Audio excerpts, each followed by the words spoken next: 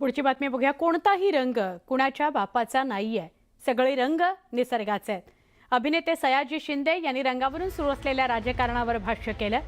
हिरवा रंग, भगवा रंग, निळा रंग, पांढरा रंग हे सगळे निसर्गाचेच रंग आहेत असं म्हणत त्यांनी फटकारलेलं आहे. सयाजी शिंदे यांच्याशी याबाबत संवाद साधला आमचे प्रतिनिधी सचिन तोडकर यांनी. खरं तर छत्रपती शिवाजी महाराजांच्या काळामध्ये 350 पेक्षा जास्त देवराई होत्या. मात्र त्या सर्व देवराई नामशेष झालेल्या आहेत.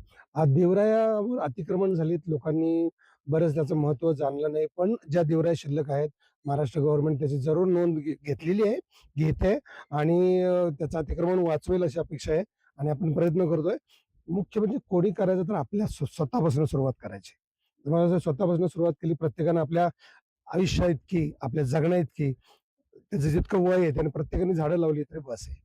खरं तर राज्याचं राजकारण पाहिलं तर राज्यामध्ये कुठेतरी धार्मिक रंग दिला जातोय. एमआयएमचे नेते म्हणतायत की आम्ही महाराष्ट्र हिरवा करू, तर भाजपचे नेते म्हणतायत महाराष्ट्र भगवा आहे, आम्ही भगवाच करू. राज्यामध्ये कुठेतरी धार्मिक रंग देत असताना तुम्ही निसर्गाच्या माध्यमातून, वृक्षारोपणाच्या माध्यमातून महाराष्ट्र हिरवा करायला निघलेत. राजकारण्यांना काय संदेश द्याल? आणि ह्या प्रकारचा न्यूसन्स निर्माण करणारे काहीच माणसं असतात जगात. आपल्याला खूप चांगली माणसं आहेत, त्यांना घेऊन आपण पुढे जाऊया. एखाद दुसरा कोणतरी म्हणतो हिरवा करू, एखाद दुसरा भगवा म्हणतो. म्हणून कुठलाही रंग कोणाच्या बापाचा नाहीये. सर्व रंग आहेत ते निसर्गाचे आहेत. हिरवा निसर्गाचा आहे, भगवा निसर्गाचा आहे, निळा निसर्गाचा आहे, पांढरा निसर्गाचा आहे. सगळे रंग निसर्गाचे आहेत आणि मुख्य म्हणजे सूर्य सगळ्यात मोठा आहे. खरं तर रंग कोणाच्या बापाचे नाही. हे सर्व रंग जे आहेत, हे सर्व रंग निसर्गाचे आहेत आणि सर्वांचा सर्वात महत्वाचा हा सूर्य आहे.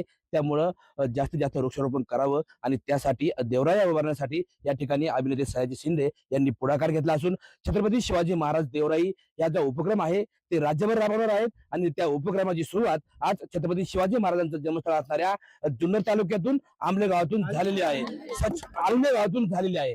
सचिन तोडकर, न्यूज 18 मराठी, जुन्नर, पुणे.